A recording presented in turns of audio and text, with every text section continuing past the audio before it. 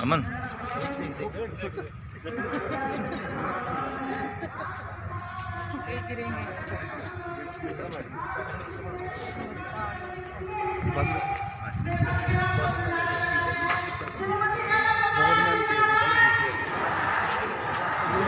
बोलो भाई जाके बोलो आगे आ जा गौरव गौरव आगे आ जा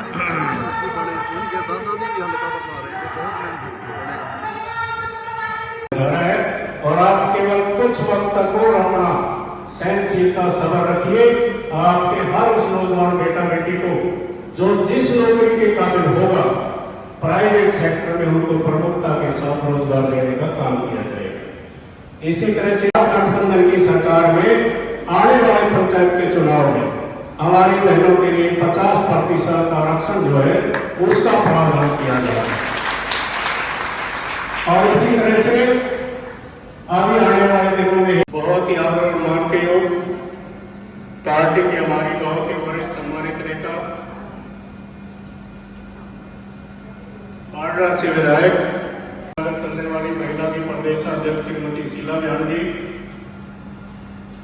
पार्टी की बहुत ही वरिष्ठ सम्मानित नेता राष्ट्रीय उपाध्यक्ष हमारी बहनों जनाब मोहसिन खान जी, पार्टी के हमारी वरिष्ठ नेता बहन रोहिता भैया जी, जिला प्रधान रीटा शर्मा जी, संतोष यादव जी का कंधे से कंधा मिला करके हर संघर्ष में साथ देने वाली करनाल, कुरुक्षेत्र और सोनीपत की पार्टी में हमेशा जनता किसानों की हितैषी बन के अपनी आवाज बुलंद किया करते थे। बिल्कुल उन दिनों को हमारे युवा नेता दुष्यंत चौटाला जी ने यहाँ पूरे प्रदेश के लोगों के सामने याद दिलाने का काम किया। मैं केवल इतना ही कहना चाहता हूँ बहनों आपसे कि आप अपनी बातें रखें। संघर्ष का असली वक्त आकर के इस बात का आभास हुआ कि हमारे प्रदेश में डॉक्टर अजय सिंह चौटाला जी की जो नेतृत्व की बागडोर थी वो बहन नैना चौटाला जी को संभालने वंदन करती हूँ। देखिए सारी बातें तो विस्तार से मैडम श्रीमती नैना चौटाला जी आपको बताएंगी, क्योंकि वो आपसे स्पेशल मिलने के लिए आई है कि महिलाओं की कोई भी बात मन में ना रहे।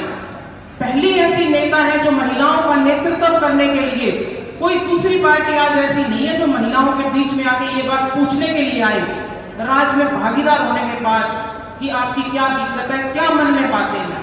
पहली ऐसी नेता है जिन्होंने महिलाओं के लिए एक स्पेशल मीटिंग इस तरह की हर जिले में तरीके से आगे बढ़ाने के लिए आपने ये कार्यकर्ता सम्मेलन किया और पूरे राज्य के अंदर आप इस तरीके से महिलाओं से जाकर उन्हें संबोधित कर रहे हैं। देखो हम महिलाओं से हरी चुनरी चौपाल के माध्यम से बहुत पहले से जुड़े हुए हैं और पूरे हरियाणा में मुझे लगता है एक पहला जननायक जनता पार्टी का ऐसा प्रोग्राम था जिसमें स्टेज पर सिर्फ महिलाएं बैठती थी। तो पार्टी का बहुत, मैं तो कहती हूँ ये 2 साल हो गए हम ये प्रोग्राम करते करते। अब हम दोबारा जो है कोरोना 4 महीने जो कोरोना का पीरियड था उसमें हम एक दूसरे से बिल्कुल नहीं मिल पाए थे।